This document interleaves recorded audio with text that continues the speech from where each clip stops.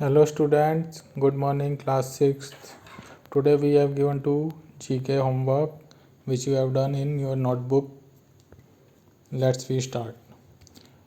Subject GK class 6 chapter first Indian constitution भारतीय संविधान। इस चैप्टर में हमें भारतीय संविधान के बारे में कुछ फिल इन द ब्लैंक्स दिए गए हैं जो हमें अपनी नोटबुक में करने हैं। देखिए आप पहले फिल इन द ब्लैंक्स करने से पहले मैं आपको इंडियन कॉन्स्टिट्यूशन के बारे में कुछ बातें बताता हूँ। भारतीय संविधान के बारे में कुछ बातें हम आपको बताते हैं कि भारतीय संविधान कैसे बना था, कौन इसके प्रेसिडेंट थे, इसकी ड्राफ्टिंग कमेटी के कौन चेयरमैन थे, कितने आर्टिकल हैं, कितने फंडामेंटल राइट्स हैं और कितनी फंडामेंटल ड्यूटीज़ हैं। तो ये सब बातें हमको पता होनी चाहिए। तो पहला पॉइंट जो हमने आपको बताना है वो है Indian constitution was adopted on 26 November 1949 and it came into effect on 26 जनवरी 1950। यानी कि जो भारतीय संविधान है वो कब अडॉप्ट का मतलब अपनाया गया था, कब अपनाया गया था 26 नवंबर 1949 को अपनाया गया था। लेकिन इसको लागू केम इनटू इफेक्ट का मतलब है कि इसको लागू कब किया था, 26 जनवरी 1950 1950 26 जनवरी को इसको हमने लागू किया था। और इसी दिन हम रिपब्लिक डे अपना गणतंत्र दिवस मनाते हैं, इसी उपलक्ष्य में मनाते हैं क्योंकि इस दिन हमारा संविधान लागू हुआ था। हम इंडिपेंडेंट कंट्री से डेमोक्रेटिक कंट्री बन गए थे। समझ में आया? तो अगर कोई आपसे पूछेगा कि उसको अपनाया कब था, इंडियन कॉन्स्टिट्यूशन को, भारतीय संविधान को कब अपनाया था, तो 26 नवंबर 1949 को अपनाया था। लेकिन उसको लागू कब किया था, 26 जनवरी 1950 को लागू किया था। और इसी दिन हम अपने देश का गणतंत्र दिवस यानी कि रिपब्लिक डे भी मनाते हैं। सेकेंड, जो ड्राफ्टिंग कमेटी जिन्होंने ये संविधान लिखा था उस कमेटी के अध्यक्ष कौन थे, प्रेसिडेंट का मतलब अध्यक्ष। तो उस कमेटी के अध्यक्ष कौन थे, डॉक्टर राजेंद्र प्रसाद। और उस कमेटी के चेयरमैन कौन थे, वो थे doctor Bhimrao Ambedkar, doctor BR Ambedkar. तो आपसे कोई पूछेगा कि इंडियन कॉन्स्टिट्यूशन जो हमारा बना था उस ड्राफ्टिंग कमेटी के प्रेसिडेंट अध्यक्ष कौन थे, तो आप बताएंगे डॉक्टर राजेंद्र प्रसाद। और उसके चेयरमैन कोई पूछता है तो वो हैं doctor Bhimrao Ambedkar. Third point है our constitution is the largest written constitution in the world. जो हमारा संविधान है, भारतीय संविधान, वो दुनिया में सबसे बड़ा लिखा हुआ संविधान है। सभी देश के अपने अपने संविधान होते हैं, लेकिन हमारे देश का जो संविधान है, इंडियन कॉन्स्टिट्यूशन है, वो लॉन्गेस्ट रिटन कॉन्स्टिट्यूशन है, सबसे बड़ा लिखा हुआ संविधान है।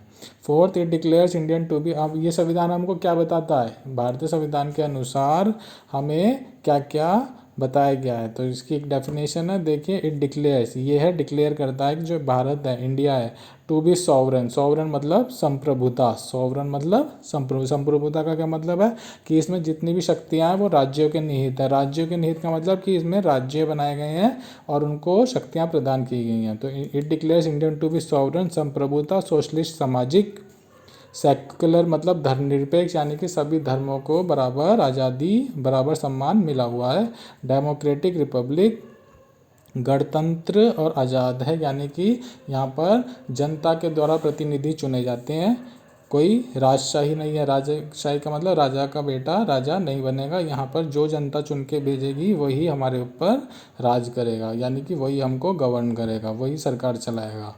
Assuring it's citizens of justice, assuring it's citizen of justice का मतलब है ये हमें ये एश्योर करता है कि सभी नागरिकों को जस्टिस, न्याय मिले, इक्वलिटी, सभी नागरिक बराबर हैं, और लिबर्टी, सभी नागरिकों को आज़ादी है अपना अपना धर्म अपनाने की, उसको फॉलो करने की और अपनी तरह से अपनी जीवन जीने की। तो ये हमारा जो संविधान है ये हमको ये आज़ादी देता है कि सबको बराबर का न्याय मिले, सबको बराबर का हक मिले। और लिबर्टी का मतलब होता है सबको आज़ादी है अपना अपना तरह से अपनी जीवन जीने का। एंड एंड्योर का मतलब प्रयास करना, टू प्रमोट बढ़ावा देने के लिए। फ्रेटर्निटी का मतलब होता है भाईचारा, और ये प्रयास करता है कि लोगों के बीच में भाईचारा बना रहे।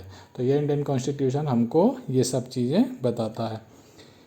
इसमें हमें कुछ फंडामेंटल राइट्स का मतलब अधिकार, कुछ फंडामेंटल राइट्स दिए गए हैं। 6 फंडामेंटल राइट्स हैं, ये सब याद रखेंगे। सभी पूछते हैं कि कितने फंडामेंटल राइट्स दिए गए हैं, 6 फंडामेंटल राइट्स। कौन कौन से राइट्स? पहला राइट अधिकार कौन सा दिया है, इक्वलिटी का, बराबरी का अधिकार, यानी कि सभी लोग बराबर हैं, कोई बड़ा कोई छोटा नहीं है।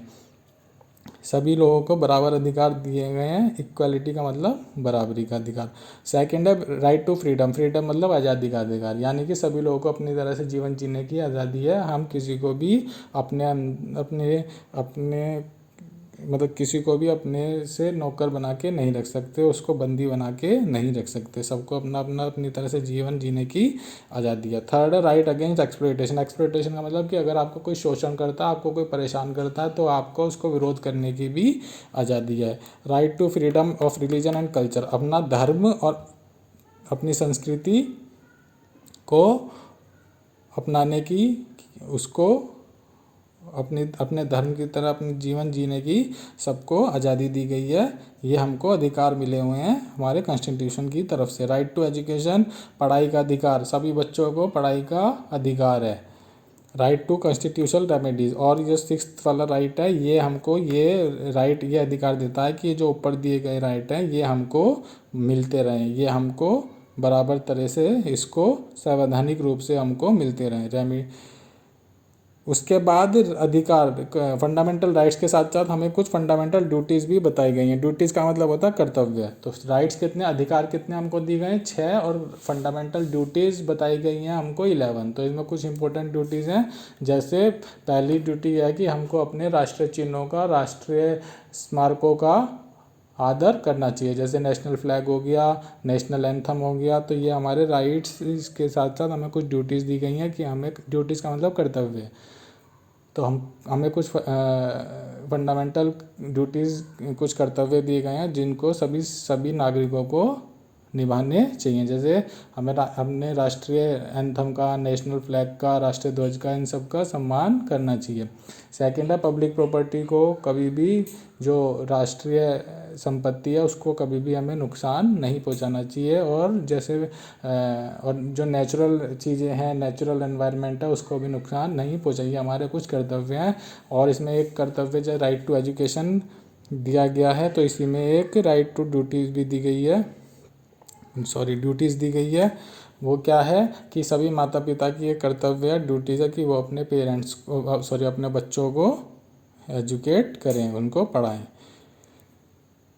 इसके बाद ये पॉइंट आता है at the time of commencement the constitution eight 395 article, कि जब कॉन्स्टिट्यूशन बना था उस समय कितने आर्टिकल्स थे इसमें, 395 आर्टिकल्स थे। उसके बाद में ये धीरे कुछ आर्टिकल हमारे संसद ने बढ़ा दिए, कुछ घटा दिए, तो अब लगभग 450 के करीब आर्टिकल्स हैं। तो जब हमारा संविधान बना था तो हमारे पास कितने आर्टिकल्स थे हमारे संविधान में, 395 आर्टिकल। हमारे संविधान के अनुसार जितने भी हमारे देश में राज्य हैं, सब में एक ही कानून लागू होता है, एक ही संविधान लागू होता है। लेकिन हमारे संविधान में एक आर्टिकल था, आर्टिकल 370, तो उसके अकॉर्डिंग केवल और केवल जम्मू कश्मीर एक ऐसा राज्य था जिसका अपना संविधान था। यानी कि वो भारतीय संविधान को के अलावा उसका खुद का भी संविधान था। उसका खुद का संविधान का मतलब उसके खुद के भी कानून थे। वो सारे के सारे भारतीय जो दूसरे राज्यों में लागू होते थे कानून, वो जम्मू कश्मीर में लागू नहीं होते थे, उनका खुद का संविधान था। लेकिन अब इंडियन गवर्नमेंट ने आर्टिकल 370 को हटा दिया है, वो अबॉर्ट कर दिया है। तो अब जम्मू कश्मीर में भी पूरा का पूरा भारतीय संविधान लागू होगा। तो केवल और केवल एक ही राज्य था जिसका खुद का संविधान था, खुद का कॉन्स्टिट्यूशन था, वो कौन सा था, जम्मू एंड कश्मीर। अब इसे कुछ क्वेश्चन करते हैं हम। फर्स्ट फिलअप में हमें लिखना है was elected as a president of constitution assembly. तो कॉन्स्टिट्यूट असेंबली, संविधान सभा के अध्यक्ष कौन थे, तो कौन थे, डॉक्टर राजेंद्र प्रसाद। जो डॉक्टर राजेंद्र प्रसाद हैं ये हमारे पहले आज़ाद भारत के पहले राष्ट्रपति भी था। First president of independent India कौन थे, डॉक्टर राजेंद्र प्रसाद। और यही कॉन्स्टिट्यूशन संविधान सभा के भी अध्यक्ष थे। सेकंड में चेयरमैन पूछा है कॉन्स्टिट्यूशन असेंबली का। अगर प्रेसिडेंट पूछेंगे तो डॉक्टर राजेंद्र प्रसाद है, चेयरमैन पूछेंगे तो डॉक्टर भीमराव अम्बेडकर। दोनों क्वेश्चन बहुत इंपॉर्टेंट हैं। थर्ड क्वेश्चन में यह पूछा है कि हमने अपना संविधान कब लागू करा था। कम इनटू फोर्स का मतलब लागू कब किया था। तो अगर आपसे कोई पूछता है कि अडॉप्ट कब किया था, हमने अपनाया कब था, 1949 में। और लागू कब किया था, तो 26 जनवरी 1950 में, 26 जनवरी 1950 में। लेकिन हमें यहाँ पर केवल साल लिखना था, तो इसलिए हमने 1950 लिखा है। Question number 4, the only state in India to have its own constitute, केवल और केवल वो राज्य है जिसका खुद का कॉन्स्टिट्यूट अपना संविधान था, कॉन्स्टिट्यूशन था, तो वो कौन सा राज्य है? जम्मू एंड कश्मीर। इसमें हमसे पूछा है कि कितने फंडामेंटल राइट्स हमको हमारे कॉन्स्टिट्यूशन में दिए हैं, तो कितने दिए हैं? 6th ने, 6 फंडामेंटल राइट्स हमको दिए गए हैं। 6th में हमसे ये पूछा है, dash fundamental duties of citizens are incorporated in article 51A part 4 of constitution. Constitution संविधान के अनुसार हमको कितनी फंडामेंटल ड्यूटीज़, हमारे कितने कर्तव्य बताए गए हैं, तो कितने बताए गए हैं? 11। 7 में पूछा है कि minimum age of a citizen to cast voter the election of the Lok Sabha and the state assembly. तो कानून के अनुसार, संविधान के अनुसार वोट डालने के लिए मिनिमम एज कितनी होनी चाहिए, चाहे वो लोकसभा के लिए आप वोट कर रहे हैं, चाहे स्टेट असेंबली के जो इलेक्शन होते हैं वो उसके लिए वोट कर रहे हैं। तो आपको वोट देने का अधिकार कब मिलेगा? जब आप कितने साल के हो जाएंगे? 18 ईयर्स कंप्लीट कर लेंगे। तो 18 ईयर्स आपकी मिनिमम एज है। क्वेश्चन 8th फ्लिप में आपसे पूछा गया, जब कमेंसमेंट हमारा संविधान बना था उस समय हमारे पास कितने आर्टिकल थे? 395 आर्टिकल्स थे। 9th में पूछा गया है कि अगर संविधान के अनुसार, अकॉर्डिंग टू कॉन्स्टिट्यूशन, संविधान के अनुसार अगर हमारे देश के प्रेसिडेंट अपना रेजिग्नेशन देना चाहे तो वो अपना रेजिग्नेशन लेटर किसको सौंपेंगे, किसको देंगे? तो वो किसको देंगे? वो अपना हमारे देश के उस समय जो वाइस प्रेसिडेंट होंगे उनको अपना रेजिग्नेशन लेटर देंगे। 10th में पूछा गया है कि आर्टिकल 17, देखिए 395 आर्टिकल थे जब हमारा कॉन्स्टिट्यूशन बना था, संविधान बना था, इस समय लगभग 450 आर्टिकल्स हैं। तो वो पूछ रहे हैं कि क्वेश्चन नंबर 10 में ये पूछा है कि आर्टिकल नंबर 17 में जो आर्टिकल 17 था उसमें जो आर्टिकल 17 है वो कौन से स्लोगन से स्टार्ट है? महात्मा गांधी की जय। महात्मा गांधी की जय से स्टार्ट है ये वाला आर्टिकल। और इसमें क्या बताया गया है? इसमें अनटचेबिलिटी, छुआछूत के बारे में बताया गया है कि कोई भी व्यक्ति किसी भी धर्म का, किसी भी जाति का अछूत नहीं है, सभी लोग बराबर है। तो आर्टिकल 17 में अनटचेबिलिटी के बारे में बताया गया। और कौन से स्लोगन से स्टार्ट होता है ये? महात्मा गांधी की जय। अनटचेबिलिटी का मतलब छुआछूत नहीं होनी चाहिए। तो ये आपको अपनी वर्कशीट जो है ये आपको अपनी नोटबुक में करनी है। इसको करने के बाद आप हमको अपने कॉपी की पिक सेंड करेंगे, उसके बाद हम आपको बताएंगे कि सही है या नहीं है। Thank you, have a nice day.